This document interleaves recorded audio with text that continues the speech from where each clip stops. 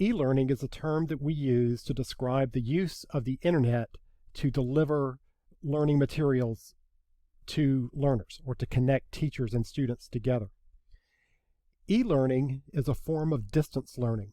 So before we get too deep into e-learning, let's talk a little bit about distance learning. Distance learning is used when students are separated from qualified instructors for some reason. That reason could be distance. It could be because a student lives too far away from a school to attend regularly. This happens in Australia, where oftentimes students may live on ranches that are hundreds of miles from the nearest school. That separation may be because there aren't enough qualified instructors for the students where they are. So we'll use technology to bring the instructor to the students. But distance learning is about connecting students and qualified instructors. Whenever there's a distance between them for whatever reason, then we're going to use distance learning. E-learning is the most recent tool in distance learning. But distance learning has a long history. It goes all the way back to correspondence classes when students they were mailed packets of information, readings, and tests to take. They would then mail those back to the teacher. The teacher would score them, send them their grades back, send them the next lesson, and that's the way instruction happened. But there have been many tools used in distance learning over its long history, and the history goes back to the 1800s. But in the 70s, we used a lot of television classes. Those were transmitted sometimes through our educational television system in South Carolina. That was a big tool for delivering distance learning. But sometimes those were recorded on tapes or DVDs and sent out to learners. But distance learning has always used whatever tools are available to connect with learners. During the pandemic of 2020, because China had such widespread use of mobile phones, that was the technology that they relied on for delivering information to learners. In the USA, we certainly used the internet and online learning and different tools to communicate with learners, but because we have such a robust transportation system in many school districts, we also use that as a tool for distance learning.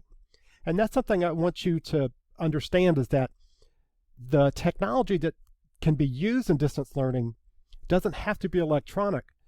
We were able to put packets of information together for learners and send school bus drivers out on their regular routes to communicate with learners through the use of school bus and paper-based materials. Is that as robust as e-learning? I would say that it is not a matter of being as robust as e-learning. It's about using the tools that you have available to you. In Australia, during the 60s, they made great use of two-way radio or ham radio for students and teachers to communicate with each other. But every community should examine what they have available in the use of distance learning and make use of that. There is not necessarily a right way and a wrong way to use distance learning. It's about using the tools that you have available to you to connect teachers and learners.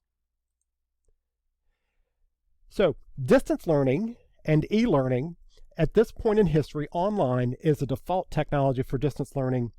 And you can think of online learning or e-learning as existing on a continuum between asynchronous, self-paced instruction to synchronous, real-time communication. Asynchronous is typically learning management system based. It is based on modules, and it's a preferred format of administrations, faculty, and for most every student who's looking to take online classes. Synchronous e-learning uses voice over IP technology, and what we saw in the pandemic of 2020 was that it was the easiest way to move people to teaching online, because teaching in a synchronous classroom has similarities to teaching in a face-to-face classroom in that primarily you're delivering information through direct instruction and talking to students and talking with students. And as we know, if you lived through that period in time, the results were mixed. In this class, we're going to spend some time talking about asynchronous tools and synchronous tools and the advantages and disadvantages of using them and what some of those issues are. But if you have the time to plan, asynchronous takes more time to plan because you have to develop all the materials. You have to find the readings, create the videos, write the scripts, edit the videos. It's a very time-intensive process. But after you invest the time in the first offering of it, the time it takes to prepare for the class goes way down.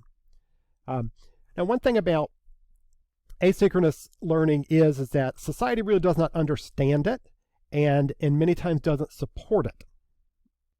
E-learning has a reputation as not being as effective as face-to-face learning. We're going to address that issue throughout this class, but I will say that when people ask me if e-learning is as effective as face-to-face learning, I like to respond, that's an interesting question, because nobody has ever proven that face-to-face instruction is effective. And it's true. We don't study face-to-face instruction, but it is what we know is our default position. Synchronous e-learning seems familiar because it's like a classroom, particularly because of the pandemic of 2020. Society understands the way it works. Parents participate in Zoom meetings just like their students do, and so they have an understanding of the way that technology works. Because it's fairly easy to do, it's also easy to do poorly. There are all sorts of issues, like the wait time issue. Wait time in a face-to-face classroom, you understand that, you can see people, you pick up on visual cues that happen within a classroom, but in a synchronous online classroom, there could be lag times because of internet connections, and it feels like you're waiting way too long for people to respond.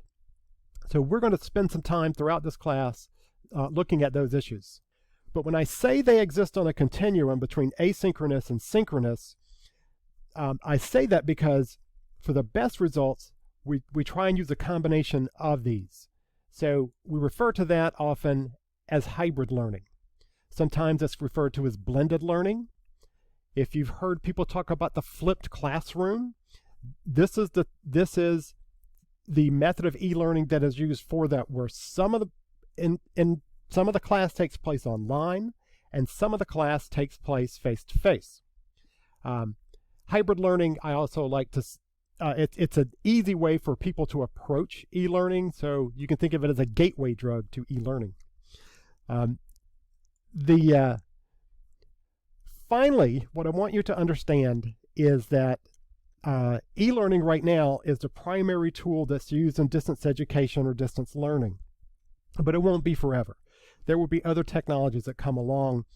It's up to us in the field to make sure that we're preparing for those new technologies, and the best way to do that is to simply focus on teaching and learning.